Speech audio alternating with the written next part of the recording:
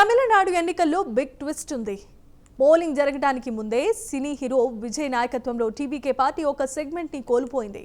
ఎడప్పడి నియోజకవర్గంలో టీవీకే అభ్యర్థి నామినేషన్ను ఎన్నికల సంఘం తిరస్కరించింది. కాగా సాంకేతిక కారణంగా టీవీకే అభ్యర్థి నామినేషన్ను ఈసీ తోసిపుచ్చింది. దీంతో విజయ్ పార్టీ క్యాడర్లో తీవ్ర వైనాశ్యం అలుముకుంది.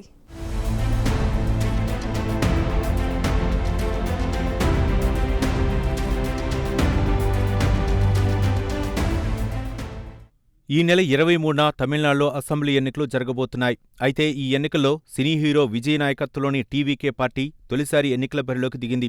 తమిళనాడులోని మొత్తం 234 నియోజకవర్గాల నుంచి టీవీకే పార్టీ తమ అభ్యర్థుల్ని బరిలోకి దింపింది. కాగా దాదాపు 2 సంవత్సరాల క్రిందట తమిళనాడు రాజకీయాల్లో తమిళగా వెట్రి కళగం పార్టీ ఆవిర్భవించిన సంగతి తెలిసిందే.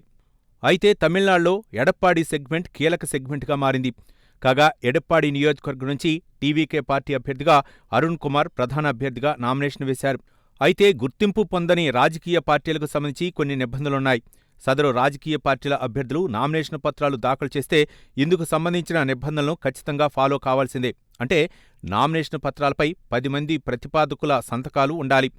ఇదొక ముఖ్యమైన నిబంధన.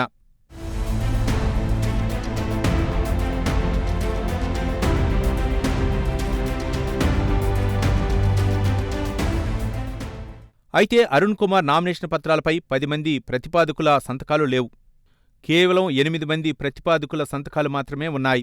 దీంతో సాంకేతిక కారణాలు చూపుతూ టీవీకే పార్టీ అభ్యర్థి అరుణ్ కుమార్ నామినేషన్ పత్రాలను ఎన్నికల సంఘం తిరస్కరించింది. కాగా ప్రధాన అభ్యర్థి నామినేషన్ తిరస్కరణకు గురైతే ఇబ్బంది కలగకుండా టీవీకే పార్టీ ఓ ఆలోచన చేసింది. ప్రత్యామ్నాయ అభ్యర్థిగా నిత్య అనే మహిళను ఎన్నికల బరిలోకి దింపింది. ఇందులో భాగంగా నిత్య అనే మహిళతో టీవీకే పార్టీ నామినేషన్ దాఖలు చేయించింది.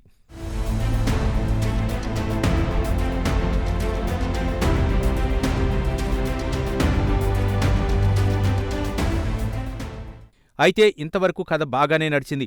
అయితే టీవీకే పార్టీని దురదృష్టం వెంటాడింది. సదరు ప్రత్యామ్నాయ అభ్యర్థి నిత్య దాఖలు చేసిన నామినేషన్ పత్రాలపైన ప్రతిపాదకుల సంతకాలు 10 లేవు. కేవలం 7 ప్రతిపాదకుల సంతకాలు మాత్రమే ఉన్నాయి. అంటే టీవీకే పార్టీ అభ్యర్థి నిత్య కూడా నిబంధనలకు అనుగుణంగా నామినేషన్ పత్రాలు దాఖలు చేయలేదన్న విషయం వెల్లడైంది. దీంతో నిత్య నామినేషన్ పత్రాలు కూడా ఎన్నికల సంఘం తిరస్కరించింది.